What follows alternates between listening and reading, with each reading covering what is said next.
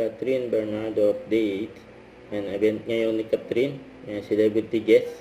Siya sa AIA Philippines 2025 Agency Sales Kick-Off. Kaya na si Catherine. Yan, sa ginanap sa MOA Arena. Yan, sa mga inabangan dyan. Catherine Bernardo. Yan, ang ganda ni Kat. Happy New Year and welcome to our kickoff! Happy New Year, everyone! Good afternoon! Okay pa ba lahat? Grabe naman yung entrance. Nagulat ako. Thank you so much. Yung paglabas ni Catherine.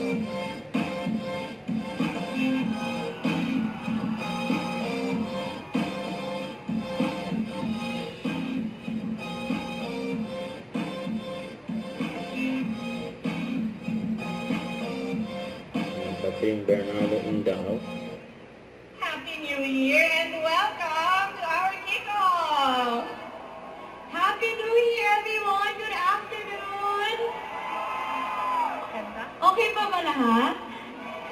Okay. Grabe naman. Spend time with the people na nag-recharge sa'yo or people who fuel you to be better, people na will inspire you to be more, and there's nothing wrong with that.